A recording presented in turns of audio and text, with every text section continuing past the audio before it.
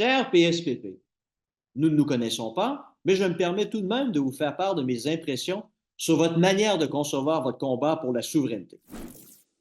Il y a un élément qui a toujours caractérisé le mouvement souverainiste de René Lévesque jusqu'à Lucien Bouchard, à savoir son caractère arc-en-ciel, ou, en d'autres termes, sa capacité à outrepasser les lignes partisanes conventionnelles entre la gauche et la droite. L'évêque n'avait d'ailleurs pas hésité à tout faire en son pouvoir afin que le mouvement souverainiste soit en mesure d'accueillir dans ses rangs des individus plus à gauche, issus du Rassemblement pour l'indépendance nationale, et plus à droite, issus du ralliement national. Ce fut le grand mérite de l'évêque qui a pu empêcher un spectre de l'axe idéologique confisquer le projet souverainiste québécois.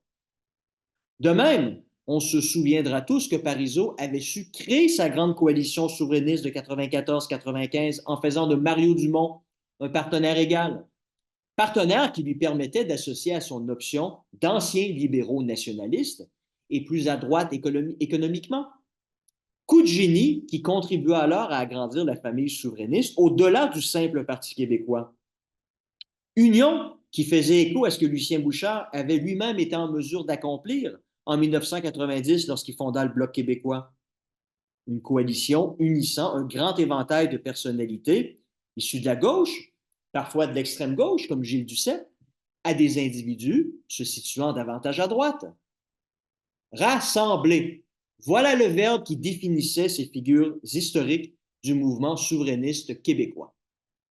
Cela va de soi, car la souveraineté se doit d'être pensée comme un projet de libération nationale, puisque le droit à l'autodétermination, qui est une question fondamentale, dépasse les lignes idéologiques. Et en outre, sur le plan stratégique, c'est la seule option permettant d'obtenir un jour une majorité pour le projet souverainiste. Car si l'idéologie divise, un bien premier, lui, c'est rassembler. Au contraire, lorsqu'un projet national commence à s'enfermer dans des cases de gauche ou de droite, il se ghettoise et perd son attrait pour des individus qui pouvaient jadis se reconnaître lorsqu'il était plus inclusif.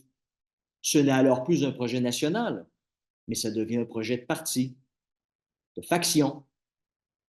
Et malheureusement, le Parti québécois a pris cette tangente depuis le dernier référendum, alors que son projet est devenu moins une lutte de libération nationale qu'un projet social-démocrate, alors que la défaite de 95 avait semé le germe d'un abandon de la cause nationale au profit d'une réorientation davantage idéologique du débat politique québécois.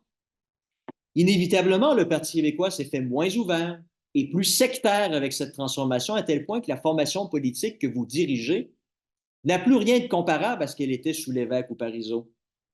Tangente d'ailleurs pleinement assumée par Pauline Marois en août 2012, alors qu'elle invitait ouvertement les souverainistes de droite à voter soit pour le Parti libéral ou pour la CAQ. Évidemment, elle a tenté de se justifier en disant qu'elle n'avait pas entendu la question qui lui avait été posée. Mais cette excuse ne convainc guère que les convertis à la cause.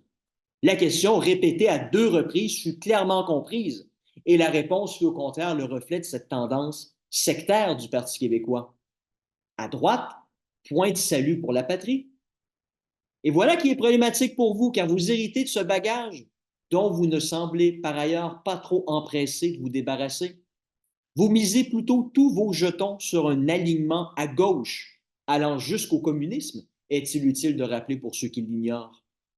En vous coupant ainsi du centre droit et de la droite politique, votre projet ne pourra alors qu'atteindre un plafond de verre qui se situera bien loin des 50% nécessaires pour réaliser la souveraineté. Certes, la défense de la social-démocratie, le dogme suprême parmi tous les dogmes québécois qui puissent exister, vous permettra sûrement un jour de gouverner le Québec et, si vous êtes fidèle à votre promesse, de déclencher un 3e référendum.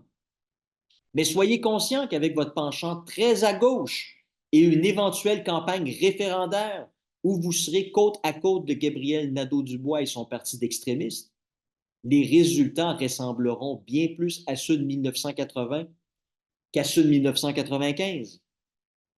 Vous avez choisi le mauvais cheval, car la mouvance GND-QS n'a rien de centriste et n'est en rien une coalition comme celle que vos prédécesseurs avaient été en mesure de construire.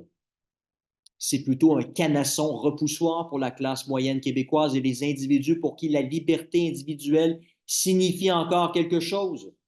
Pareil tandem n'a rien d'inclusif et avec un balancier autant à gauche, il y a fort à parier que le projet commun que vous présenteriez à de nombreux Québécois nationalistes, mais de droite, mais qui auraient le potentiel d'appuyer votre projet s'il était véritablement national, ferait plutôt le choix de s'y opposer. Au lieu de tout faire pour vous allier à cet électorat qui représente 10-15 des Québécois, vous faites plutôt tout ce qui est en votre pouvoir pour lui être hostile.